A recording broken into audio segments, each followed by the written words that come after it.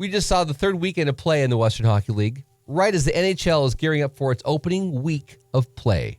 The big teams in the NHL had some current Western Hockey League players battling for an opening night roster spot. 3 players of note. Kamloops defenseman Harrison Brunicke stayed with the Pittsburgh Penguins up until the final cut day. The Pittsburgh Penguins made Brunick their first selection in the 2024 NHL draft at the 44th overall pick back in June. While he's coming back to play his 19-year-old season in the WHL, Brunick impressed the Pittsburgh coaching staff during his recent NHL training camp.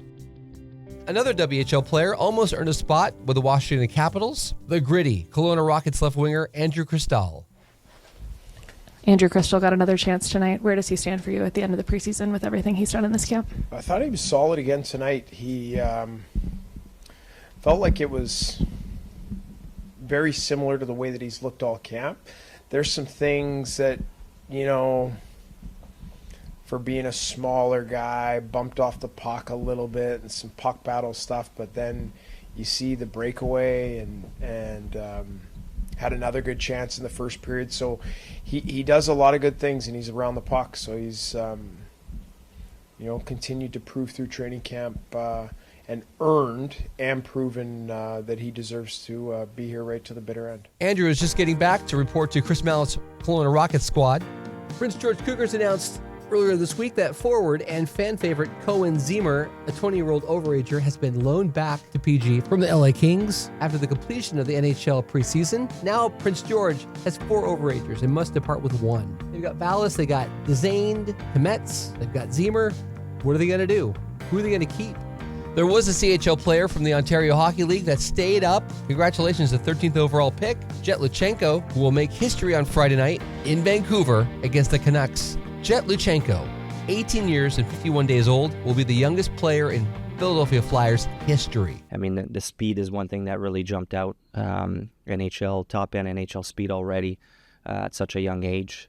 That's impressive. And then you start watching him play, and it's just the detail, all the little details in his game, the way he supports everybody, the way he makes players around him better. Luchenko played his 18-year-old season with the OHL's Guelph Storm, and he'll be joining the 19-year-old top prospect, Matvei Michkov. Those 2 teenagers made the Flyers' 23-man opening day roster. Philadelphia Flyers can still send Luchenko back to the OHL after 9 games without burning a year on his entry-level contract. By the way, that's something that the Wenatchee Wild were dealing with last year when Zach Benson got called up and stayed up with the Buffalo Sabres, and then he never came back. This past weekend, the red-hot Spokane Chiefs got the Spokane Arena a buzz with a 5-3 win over the Kelowna Rockets. It was Tisha Gidla's first game back after making a great run with the Utah Hockey Club in the NHL preseason.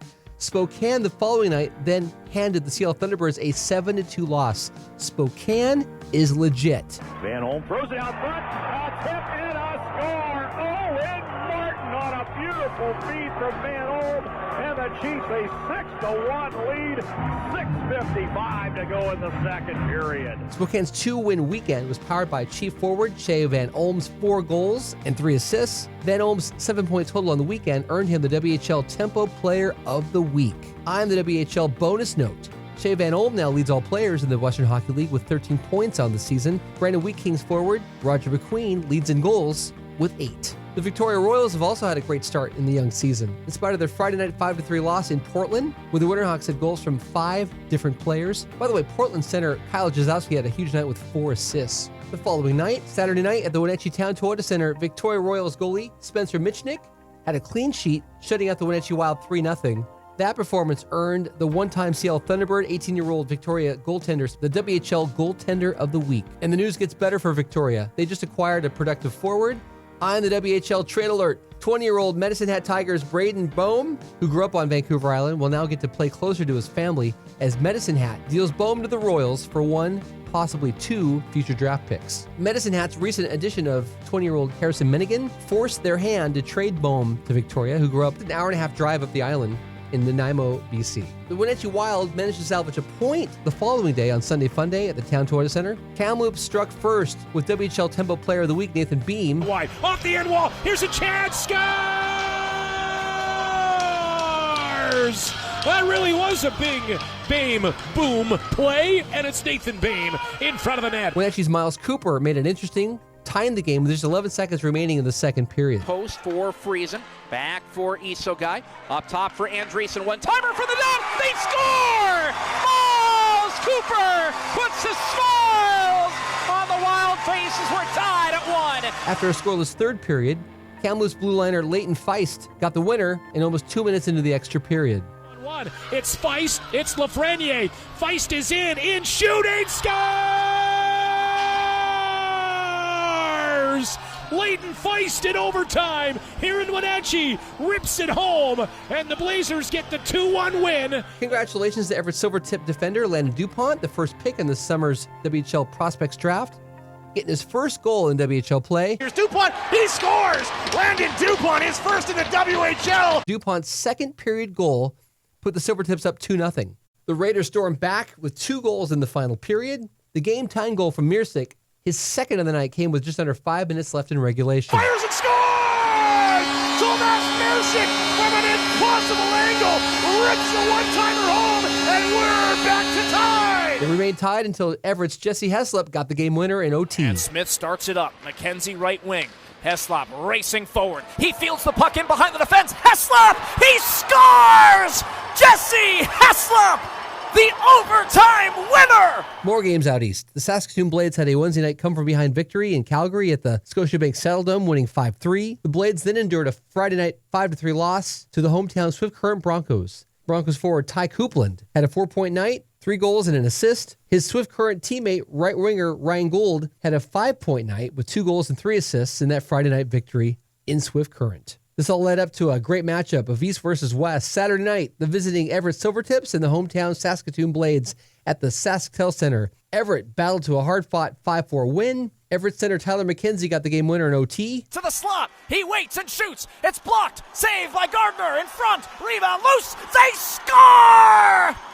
Tyler McKenzie wins it for the Silvertips. 5-4, your final from Saskatoon. Their second overtime win on the road in as many nights. Congrats to the Saskatoon forward Cooper Williams, who had a 4-point week, 3 goals and 1 assist in 3 games. That landed Cooper Williams the WHL Rookie of the Week honors.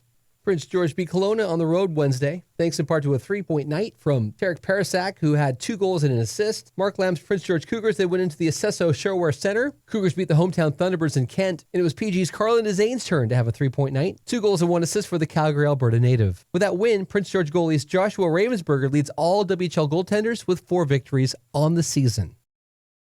I'm the WHL shout-out to the Red Deer Rebels, who won back-to-back home games, beating Medicine Hat 6-3 on Friday and Calgary 5-2 on Saturday. Goes the middle, broken up by the Cougars. Here comes Zemer with Riley Height. Zemer to the left circle. Zemer, Height. Oh, what a save. Rebound. Zemer gets it back. Hold, shoots. That's blocked in front. Are you kidding me? Oh, my goodness. If you've made it this far and you've enjoyed this video and podcast, please give it a thumbs up and please subscribe to our channel. Doing so lights the red light in our house, and you'll see more WHL hockey content like this in the future. Please remember to hit that notification bell so you get all the updates when they drop. Please comment below and tell us what teams in the WHL you'd like us to cover. Give us a comment, we'll write you back. Eye on the WHL. We'll see you in the following video and the next podcast, available on any podcast platform or right here on YouTube.